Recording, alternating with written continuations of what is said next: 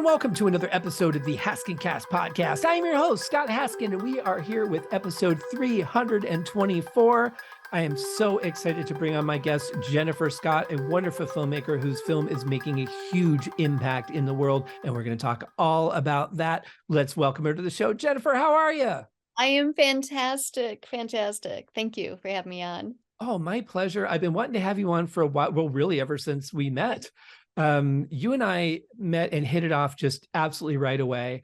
And I grew to have respect for you very, very quickly for the film that you made. And we're going to talk about all this. I'm trying to find a way to, I don't know how to describe it. So I'm just going to say Eyes Upon Waking is an incredibly daring and touching film that I think was incredibly brave and bold of you to make, because this is your story. This is your first film, and you're putting your story out to the world to judge as they will, and they will, and I'm sure they have. Was it difficult for you to make the decision to say, I'm going to make this film and I'm going to be on screen as myself? Yes and no. Not difficult to say I'm going to make this film. But I kept going back and forth about playing myself. I wasn't sure mentally if I should do that, or I kept thinking, yeah, maybe I needed some star power. But then when I realized after auditioning people for it, um, that they just didn't get it, or it was about, yeah, this is a great super role. Um, they didn't have the truth to it or understand what I understand as far as like what the sound, the temperature, the smells, the nonverbal, everything that was there, the internal stuff. So once I finally realized that, I was like, oh yeah, nobody else can do this but me. I have to do this. I mean, there might have been actresses, and I'm sure there are, that could have given an amazing dramatic performance, Yeah, but that wouldn't have necessarily been your story. right.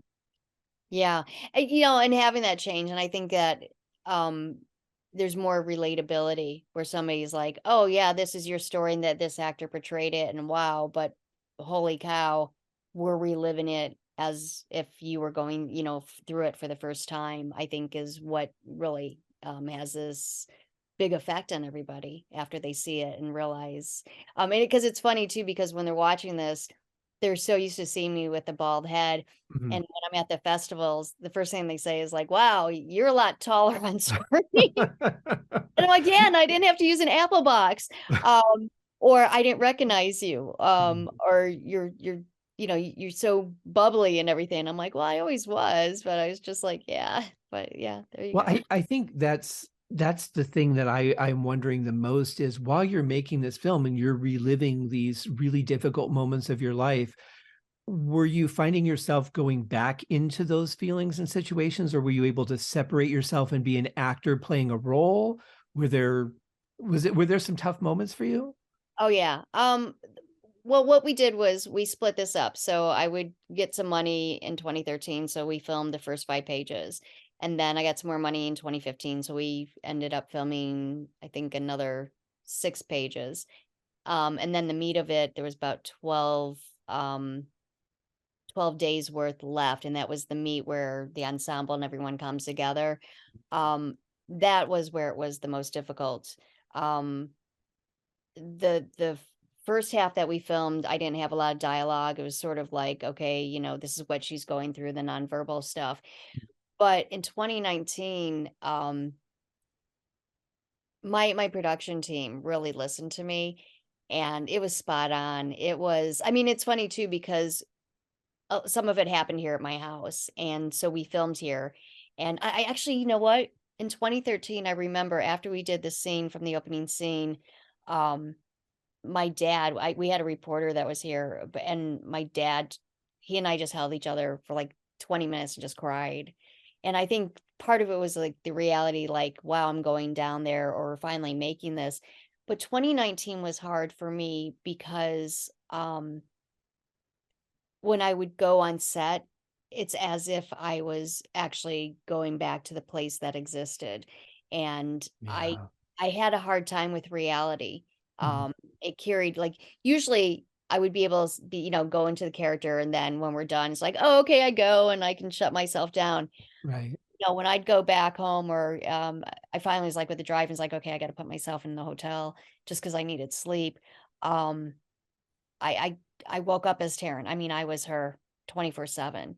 And because I wasn't eating and sleeping, it was affecting me Mhm. mentally. Sure. Uh, And yeah, yeah. So it was hell. I'm not gonna lie.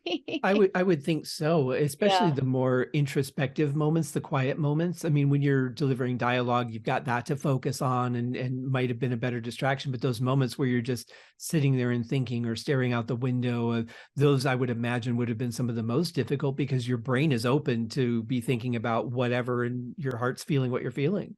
yeah. But I think it also helped with the realism. My actors were absolutely amazing. I handpicked everyone. And the scene with Carlos when we're outside with the visitor scene, we just listened really well. There's a lot of improvisation, but it was truth. It was the story, because this is 85% verbatim and how it's written. And when I was talking about, we were comparing the abuse he had from his family and what I had from my mom and everything, and it just became so natural, as if we were just having this conversation, not having lines that we memorized. And so I love watching that scene because you can just really tell we're connected on Mhm. that, where it's just like, it's just a, hey, somebody just put a camera, intruding, they don't know they're being filmed, and just came in the middle of a conversation. And I Yeah. think because I was, I opened Pandora's box, um, it allowed me just to go there and have those memories. I think the one thing that I was really most afraid of was, are people going to say, well, her performance is good, but she's playing herself, so she's not really much of an actress.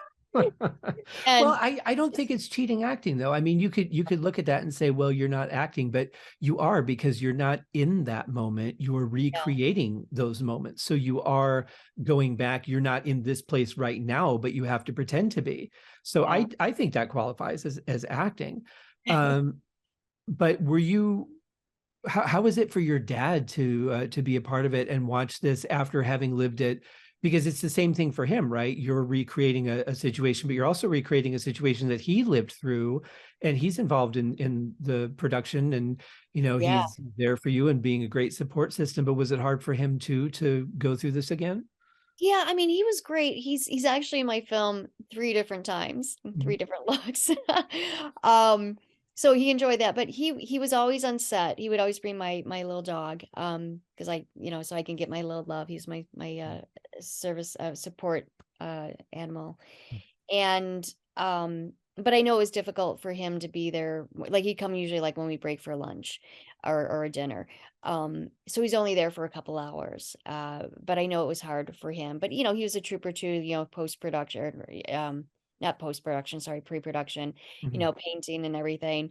Um, and the joy when we had our screening for the cast and crew, we had 300 people that were there at once, and just the joy, I mean, tears in his eyes, but the joy that was there. And then I noticed he would start coming to local film festivals with me. And again, he's so proud and everything, but he couldn't really sit through the movie, and watch it. He would Yeah, always, be outside or something.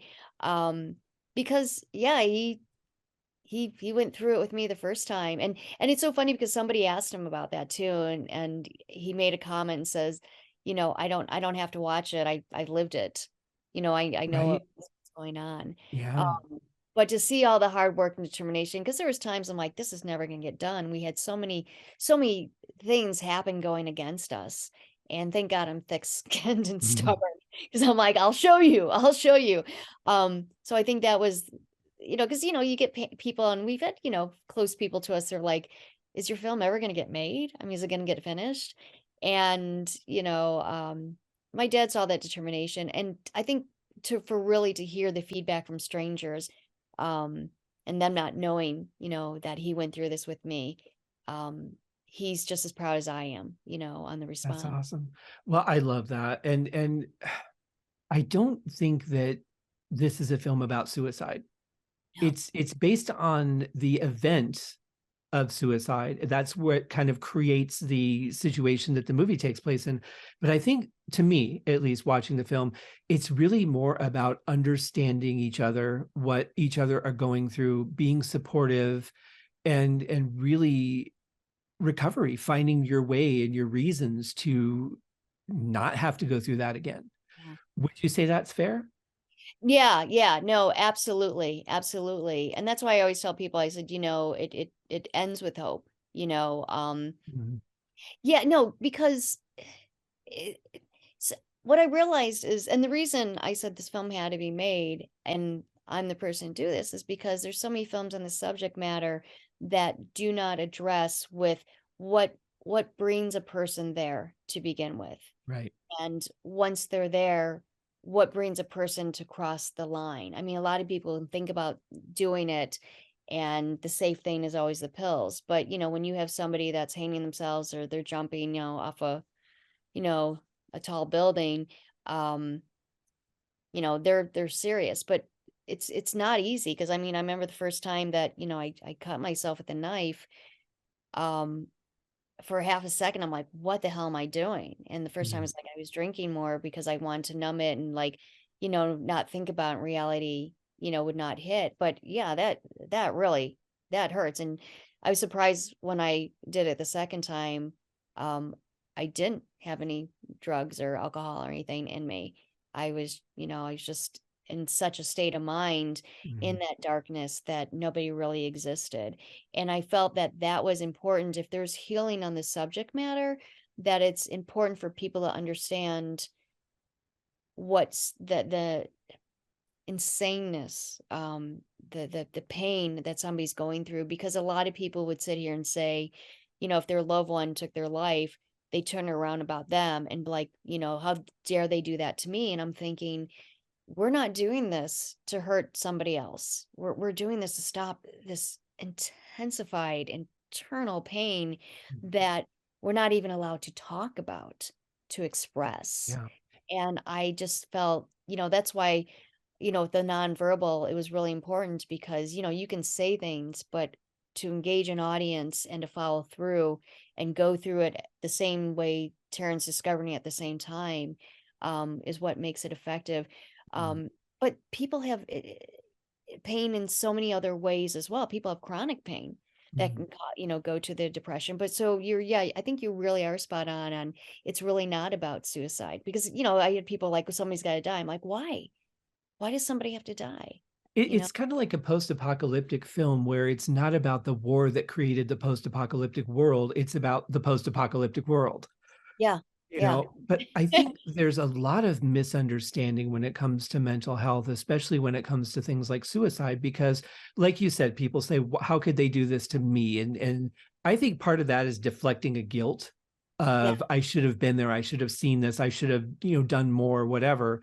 And that's understandable, but I don't think people understand that when people are at that point, it's not even about wanting to die, it's about not wanting to hurt or feel lost or feel helpless anymore, you Yeah. know? It's not about death at all, Yeah. and I see so many people. I don't wanna be mean about this, I know this is gonna come across sounding mean, and I don't mean it this way, but people will post the suicide hotline and think that I've done good. Yeah. You haven't. If people are at that point, they should have had this a year ago or 6 months ago. You know, the reason that people don't talk is because they feel they're a burden. They feel that they don't deserve the help, that they don't want to bother people, or, people aren't going to talk to me if they know that I'm depressed, or I don't want people to see me this way because we have to put up these, shields about our feelings nowadays and all this stuff. And I'm like, you're not helping. If you want to help, reach out to people you care about, check on them, show them that you're there for them. Don't just say, here's a number to call if you're having some problems, Yeah.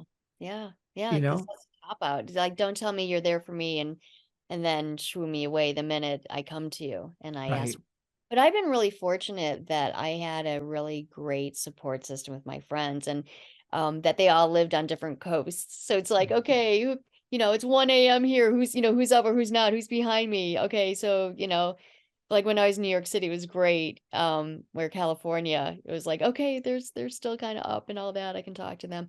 Um, and that helped me out a lot. And then it got to the point where I was really healing, and I'd call my friends, like, Jen, what's wrong? You okay? And I'm like, no, man, I just want to chat. I'm good. I'm good. And it's all good. But Uh, see, that then kind of leads me to the next thing, because then once people do find out, and I want to get your experience on this, because now you've put yourself not only in a movie where you play somebody who has attempted suicide, is dealing with mental health issues, and people will connect you with that character, because for some reason people can't separate movies and reality anymore.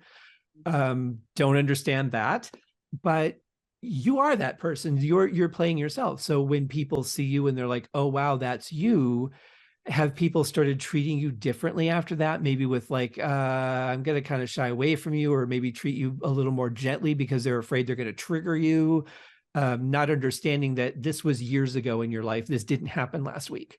Yeah, and I have to keep reminding them because, like, we're going on 23 years now, since that happened.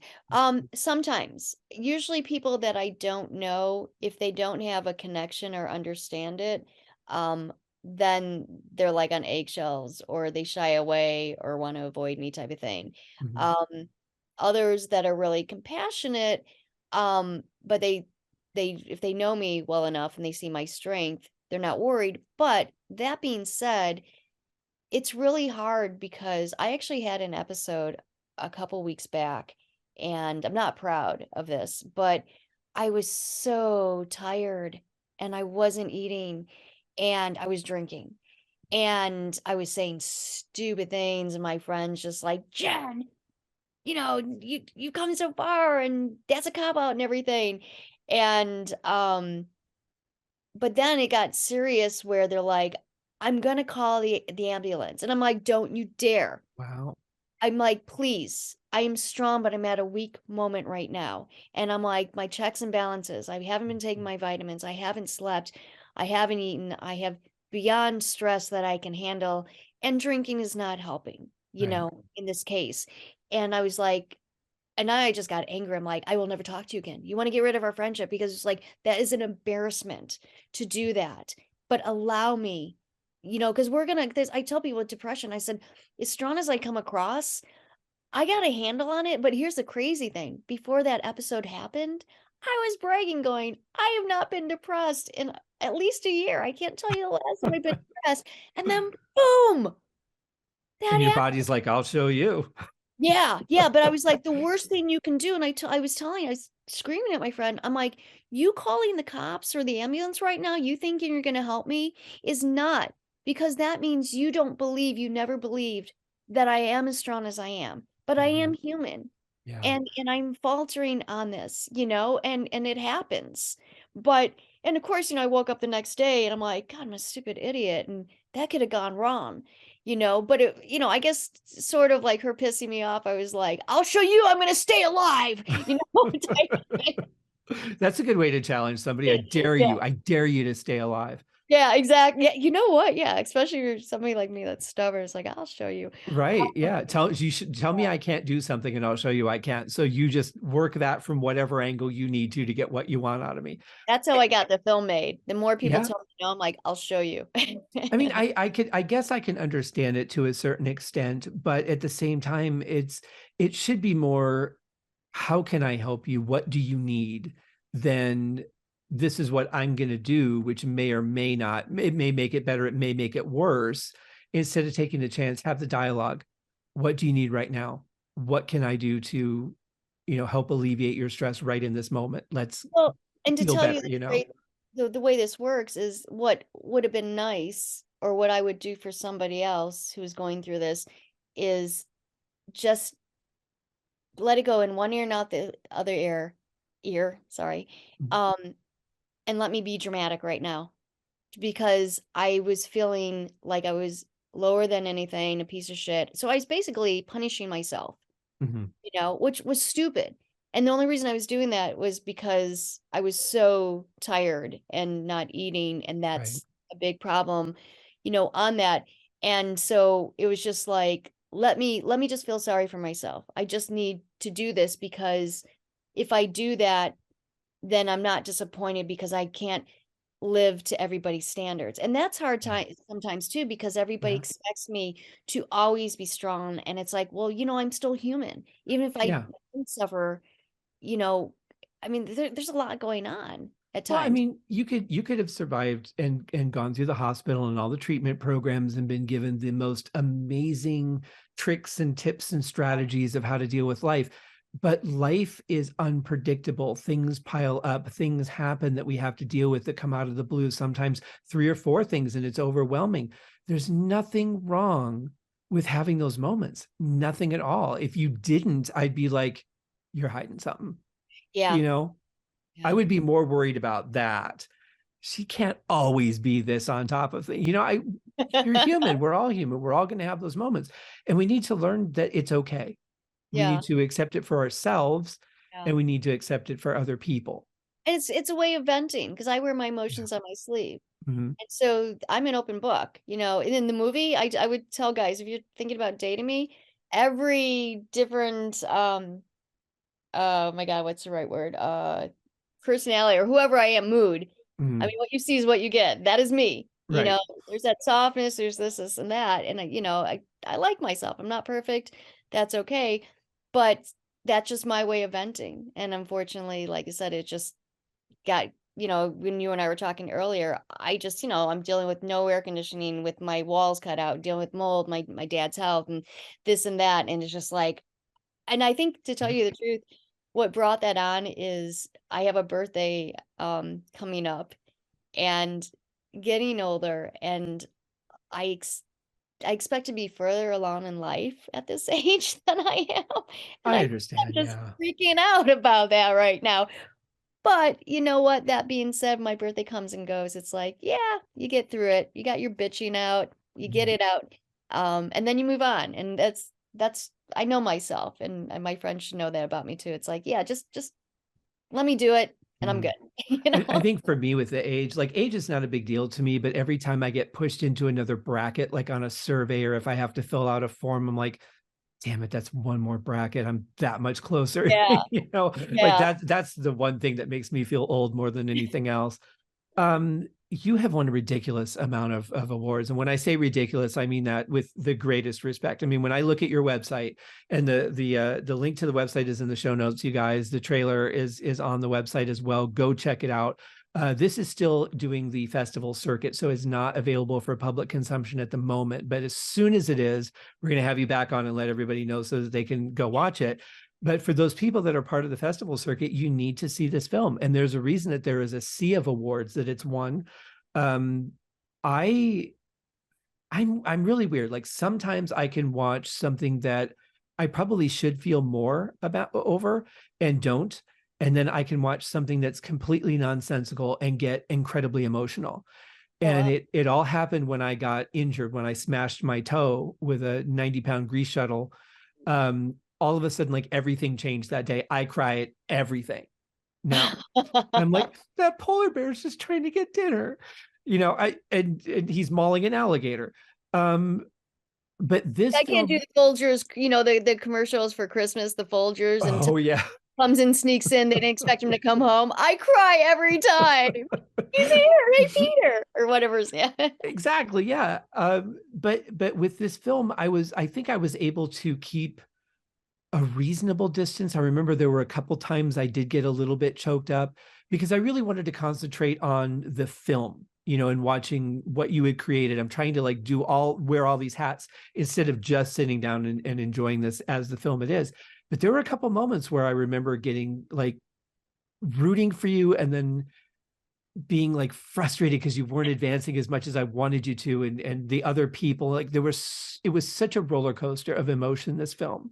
Mm. And I think that anyone that sees this is a great opportunity to understand certain aspects of mental health that a lot of people don't get to see, because unless you're involved with people that are experiencing it or you're experiencing it yourself and maybe not even understanding it, Yeah.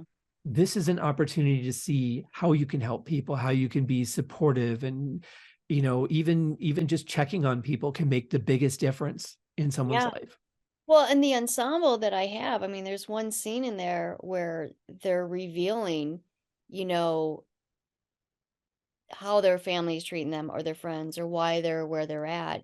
I love that scene because I'll have before we even started filming and people were reading the screenplay, they're like, I don't relate to your character, but I definitely relate to this other character. Mhm. And I think that's great because it has it well rounded, but you're getting perspective from what do we have? We got one, two, three, four, like six core people, Mhm. um and seeing how people are coming together but what their struggles are, um and so it's different perspectives from my character's story, and I think that's very important, and that's why it's also very relatable to Yeah. others I or would them. agree. And I really enjoyed too that well, I enjoyed is a weird word to use, but I appreciated, perhaps would be a better word, that you did show interaction with the families, that it wasn't just here's you guys in the hospital, in group, out of group, having meals together or whatever. You actually did show some interaction with the families, and really showing how the families did not understand or know how to work with their loved ones. I thought that was a very important part. Yeah. Yeah, and it's, it's that stuff is all real that, and it's so funny because when I was writing this, when I sat down with Andy Gallup, uh, who just, he's brilliant.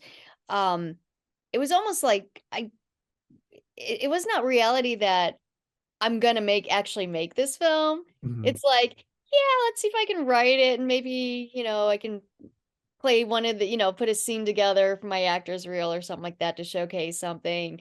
Because, Yeah. I didn't know how to make a film. Where do you get the money? How do you do this? Right. And so it just and it's interesting too because like I bite my I never realized I bit my nails. Mhm. And he wrote that in, and I'm like, "Oh, yeah, I do, and I'm stressed and everything like that." So he just absorbed everything. I mean, he listened. I mean, it is, like I said, verbatim on this dialogue and Right. everything the clothing that I'm wearing, majority of it, not all of it, but the majority of the clothing, is what I actually was wearing, Mhm. during that time. Um, and so yeah, I was like, if you're gonna do it right. There's no reason to change it. But Mhm. I was thinking, who's gonna care about this? I'm not famous, it's just one story. Um, but he listened to the whole story. So it's like, Mhm. okay, so, this is with a conversation of Maria, what, we end up seeing, or, this guy Carlos who drove me freaking nuts, man, but there's kind of like that bond and everything. Mhm. So, yeah, it's who would have known that out of absolute truth, with your vision, everything like that, that an audience would gravitate towards, especially for someone like me who's not known, at all. So, Well, I don't think being known is really the thing as much as you're placing yourself in a place where people are open to experience. I mean, being in the film festivals, they sit down and they go, "What's this film going to be?" And they kind of go into it with at least a little bit of optimism that it may be good, it may be horrible, who knows. And then seeing your film probably blown away because nobody could have sat down and expected what they saw. And I can imagine that anybody with any kind of heart or soul stood up being the same person they were when they sat down. I mean, it just, I couldn't fathom that. well, and what's interesting too is, for film festivals, you market the crap out of it. Yeah. So I'll be there a couple days before and just inviting and sharing and everything. And so I would have a couple people, it's like, hey, you know what? Last minute somebody said, hey, come and see this. I had no idea what I was getting myself into. And they're like, Yeah. I'm glad I didn't because I probably wouldn't have come, or I'm so glad I knew, on there. So you're right. It's they, because again, they're seeing me like, oh, you're promoting, handing out these bracelets and blah, blah, blah, and all this peppy. And they're like, wait, that's you. I mean, Yeah. that's you. And I'm like, Mhm. yeah, okay, yeah. And I think by description, if you were to say, "Hey, I want you, I've got this film that I saw. I think you might like it. It's about this girl who tried to kill herself, and she's in this, facility and all this, it doesn't sound like a film that you're going to want to see. It's not sexy, it's not action, it's not, it's not something that when people get the Netflix description, they might go, oh, I've got to see this film. Yeah. But when they see it, it's gonna change them. Yeah. Yeah, and they don't realize, like you said too, the Yeah. roller coaster and everything, and the Mhm. laughter. Yeah. We didn't, writing what is real, like when they started laughing and we had a reading, I had about 100 people at the reading, and I was like, "Oh, okay, well that's a good sign. I didn't expect that." And Mhm. then when you get a group of people, like at bare bones, there might have been like 30 people there, and I always sit in the back, and it was just, and there's actually one scene in there, that the Smokey Joe scene, Mhm. the coloring. Yeah.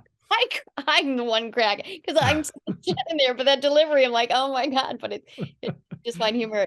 But there are, to hear people, like, picking up on cues or places I didn't hear laughter before, because a lot of times, like, sometimes people will laugh out of uncomfortableness, Mhm. but this was like they got I don't wanna say it's a sick sense of humor, because out of life, I mean, you play it straight, that's where the humor comes out. Sure. Yeah. But, like, they kinda got it, like, on the subject matter, like, some of the remarks, I'd have and everything like that, 'cause, I wasn't, like, toying and like, "Oh, just got you." It's like I was being serious and stuff, but for having the audience pick it up, it's like, "My god, they're really listening to this." Yeah. Well, Holy cow. it's an easy film to immerse yourself in because you want to understand, you want to root for everybody to Good, come out good. okay, real quick, did you shoot at the hospital that you were actually a patient in, or was it a different location?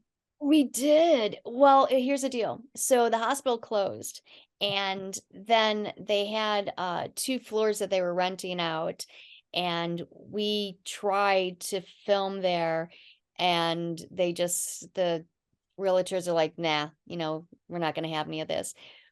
So we ended up filming outside of the hospital. Oh.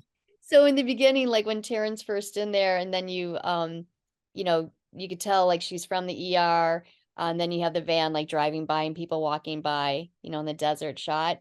That's actually the front of the hospital where that took place, and we Oh, did that. wow, We did okay. that guerrilla style. It's sort Yeah. of Oh, you like, "Okay, have quick, to. do it." Yeah. Yeah, people are looking. We got to do that's what's going on. So yeah, that part definitely Mm. got in Oh, there. that's interesting. I think if you had done the interior in the facility that you were in, that might have been a little harder. It had a little more realization to it because oh yeah, I remember when I had this meal in this cafeteria, or I sat over there in this chair. It might have been a little too much. Yeah, well, yes, because I mean, there's a couple places that we were scouting, because the hospitals, they have their, you got your hallway here and here, the square. So they're pretty much the same. Um,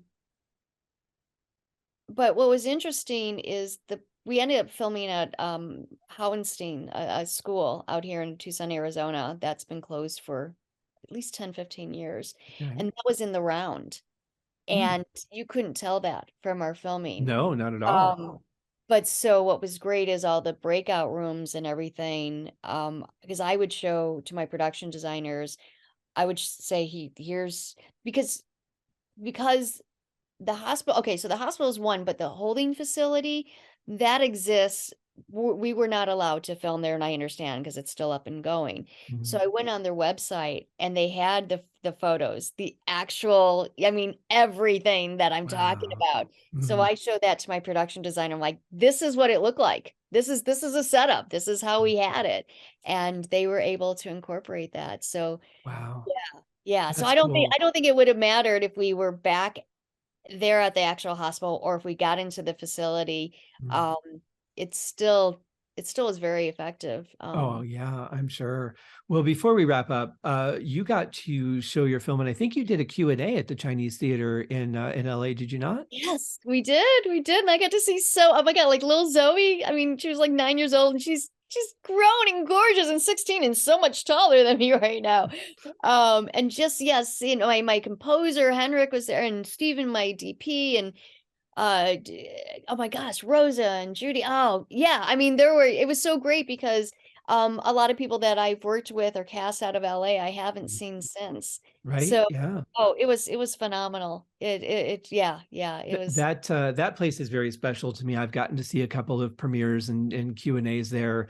My music has also played at the Chinese Theater, so I kind of have a bit of a connection. The very first red carpet I did was at the Chinese Theater, so there's a little bit like that's a very special place for me. I wish I had been able to go out and see your film when you were there because that was after we met.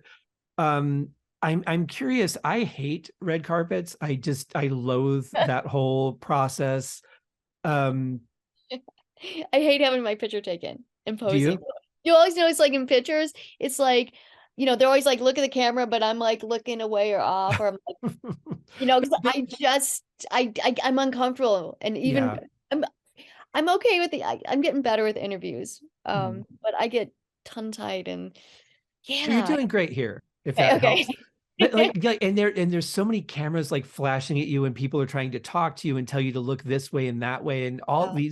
all these things are happening, and it's such sensory overload all at once. Like you're waiting to go up, and then there's two people in front of you, then a person, and then you're up, and it's like You start to boom, go the up and they're like, whole "Wait, not world. yet," and you're like, "Wait, what do I do? Where do I" yeah, Yeah, yeah. it's like the 4th of July is happening right now for 30 seconds. Go. It's insane. How do you I remember that one of the biggest conundrums for me was I was told I could never wear the same outfit. Like I couldn't wear the same shirt on any red carpet because there would be pictures on TMZ and because TMZ covered a lot of the events I was at.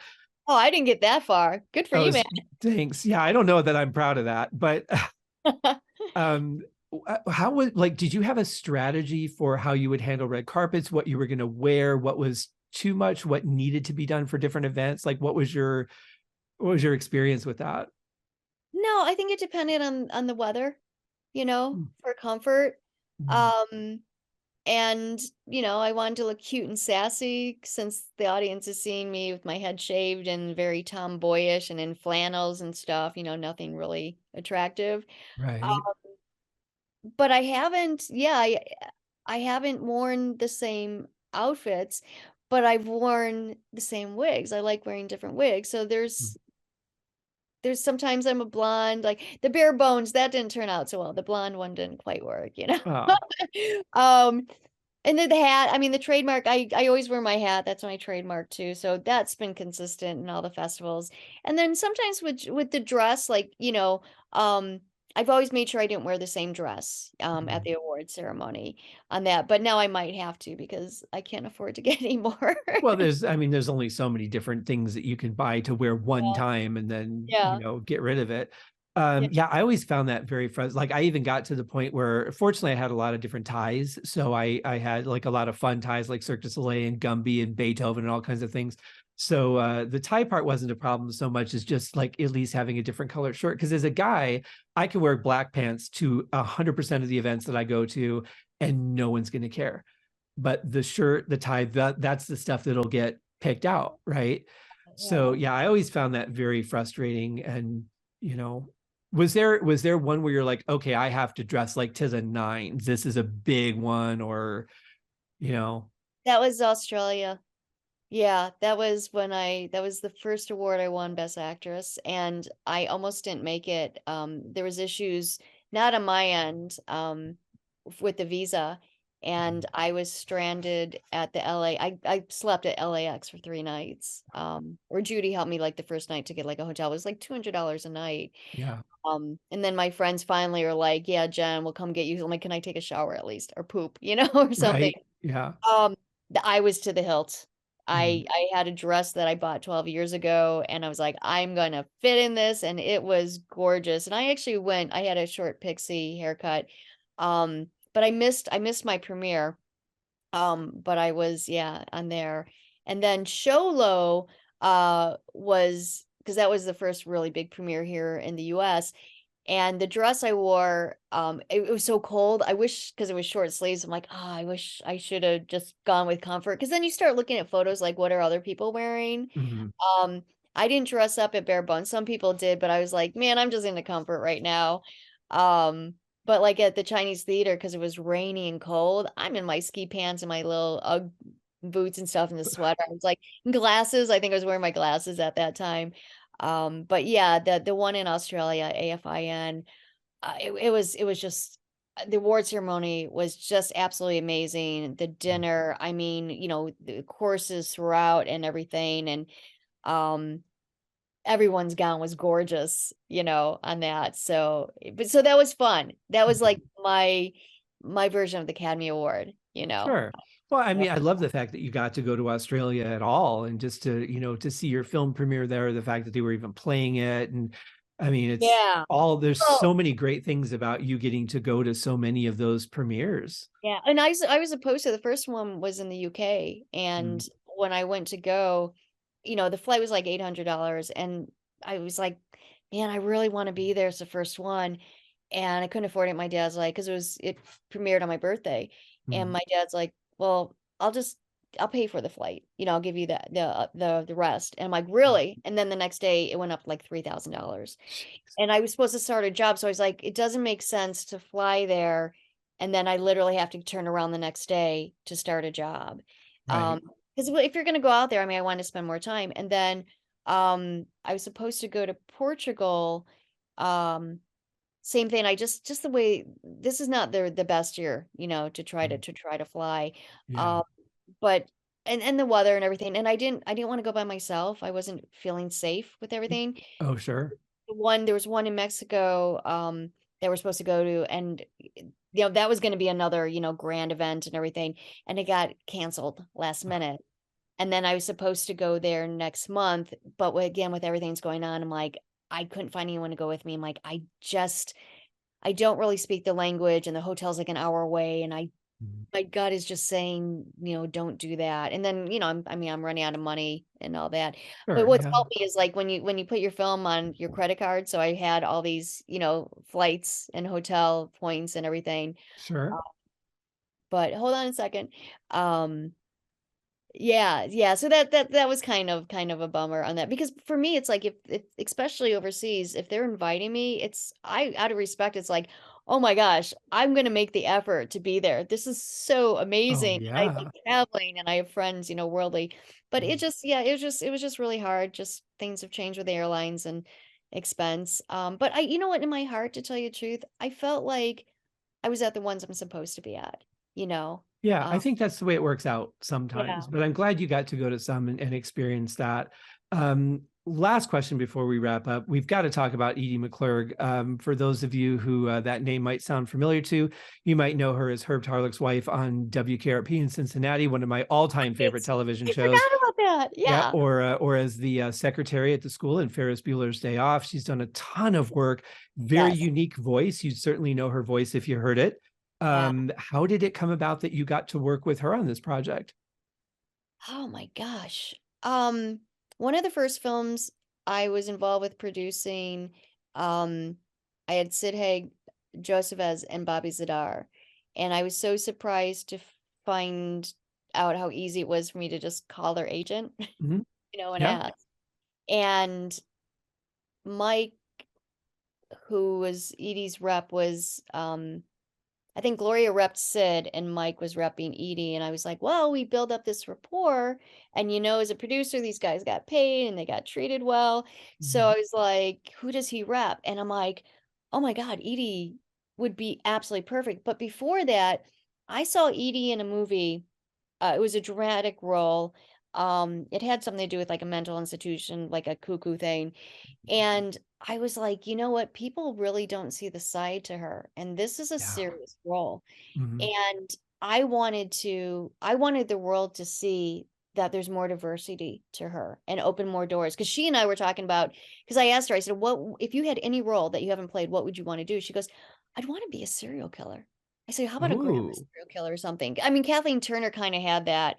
Um, Mhm. but we had a different twist to it. And so, yeah, and I knew the spiel and negotiation. And then, when she was on, spot on, I was able to talk to her and I asked her, I said, why did you decide? And she's like, because Jen, she goes, one, it's dear to my heart, but she's like, people don't give me this opportunity and they don't Mhm. see this. And I saw the message that you were doing. And we developed a really good friendship throughout. Just so fond of her. Yeah. Um, and everything. And I'm just because we had to do some reshoots, I had discussions with my director where he's like, it's not going to work because, in the beginning you see her with the Edie hair, the red hair, and how it is imperfect. Mm. And when we had to bring her back in 2015, it wasn't really colored, she was, breaking out, or, she Mm. forgot her rollers and everything. And I was like, "Well, wait a minute, think about this. She's supposed to stay overnight. Like, she's so worried about me. So she's at, 14-hour shift, and she's Mm. basically sleeping by my side. So she's not gonna look perfect and Right. everything." But I like that scene better because you see her real and raw and barely any makeup compared in the beginning. I was like, "Why does she have lipstick on?" I mean, it's not supposed to be glamorized. Right. Yeah. Unless she has a hot date, like, she's like, "This is the end, and I'm getting ready." But just the truthness, the Yeah. rawness, But and sometimes people need those things just to like feel human. Like sometimes just putting on lipstick, just putting on cologne, like true. whatever thing that means something to you, Yeah, you know. But and I she's I won 2 awards, by the way. She's won 2 oh, awards. awesome. Yeah. I've never understood the fact why we have to make things so perfect like that. You know, it's like I'm a big fan of The Office. I love that show. But anytime a character breaks, you know, somebody laughs at something, they cut it out and they reshoot it. I'm like, but people would laugh in real life.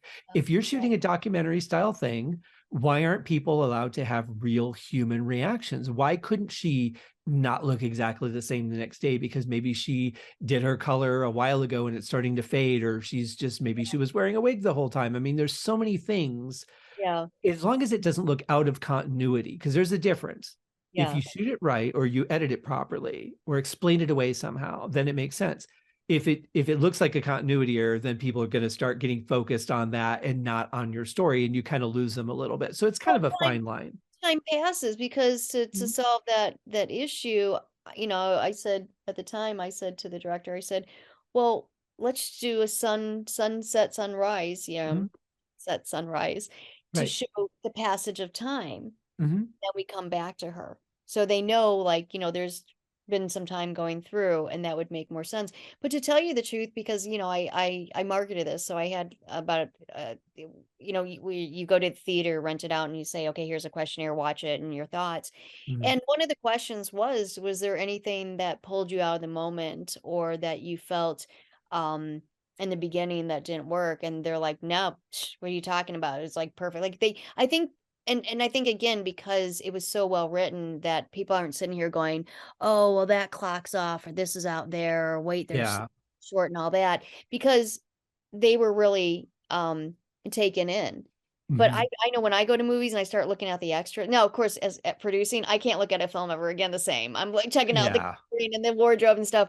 But Mhm. if I'm bored, I'm, like, also I'm watching the background, which isn't good, because Right. you never want anyone to do that. If they're Mhm. watching the background, then you're not doing your job right. So, Well, yeah, but once you're in the business, once you make films, you kind of can't really just yeah, watch films yeah. anymore and enjoy them. You know, it takes a lot to like when I used to go to the theater, my rule of thumb was if I realize that the screen has edges, you've lost me. If Yeah. I've come I've out of done that that a couple film and I times. see that rectangle or see Yeah. those 90-degree angles, you've lost me. Now, Yeah. you may get me back in. That may have been intentional. That may have been, all right, we're going to lower the action a little bit. We're going to let him breathe. Then we're going to do the final push and then suck me back in. And that happens. Yeah, yeah. But that's a definite moment to notice if you've come out of that and you go, I'm a person in a theater. Where have I been for the last 47 minutes? Like I have no idea that I was actually in a public place. Didn't Yeah. realize I was even a person because I'm so engrossed in the story.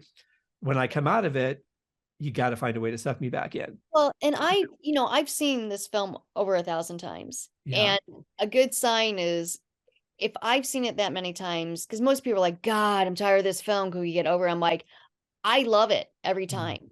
Yeah. It's hard, the emotional scene at the end, I'm getting better. Usually that's when I get up, you know. One, Yeah. because I have to pee and I gotta get ready for the Q&A, but it was hard for me to watch. But now it's like, I just I don't get bored watching this, and which is, that's a good thing, but Mhm. I'm also a stickler and very critical on other movies, so it's like, I was so critical in this film, but I would take my place going, okay, I'm putting myself as an audience member, not as a director, producer, and all this. Right. Yeah. How would I feel as an audience member? And I think, Mhm. that's the film I wanted to make and create, and to see the audience gravitate towards that is amazing. But it's like, yeah, there's times where it's like, oh my God, the editing, and it's like, okay, I'm gonna have to watch Sure. it all the way through because you never know, like, on hiccups. But it's like, I like it. Mhm. Just good. Well, Another and like we were talking about before we started recording, and I'll end on this note. You've created something that's very special, that's touched a lot of people already. It's very apparent by the reactions that you're getting at the festivals and the awards that you've won. Um, it's hard, especially in a festival, to really reach people because they've seen film after film after right. film, and they've been sitting for hours or sometimes days, and it's a really difficult thing, but you've cut through that and you've reached people and you've touched their hearts and made them see things a different way. What am I looking at here? My little guy, I keep forgetting this is blurred. He's like, Oh yeah. "Mommy, come on, you had enough time." So, Well, I will let you go, but thank you so much for coming on and talking about this incredible film. I'm looking forward to the time that the festival circuit is done, and it'll hopefully get out there for everyone to see, because I really think that this is a film everyone needs to see. I thank you. I mean, that means a lot, and thank you so much for having me on your show Of and course. kind words, and yeah, and helping to promote. And I'm reachable if anyone questions or anything like that. I'm here to help as and well. and we've got your links in the show notes. We've got your Facebook, your Instagram, your website. Boy, I'm looking at it right now. I've got it all there. Eyes Upon Awakening, amazing film. Thank you for having the stamina, the fortitude, the perseverance, and the guts to tell your story, because none of those things could have been easy. No, no, no, but thank you. Absolutely. You take care, Jen. Have a great night. Too. Thanks. Ciao.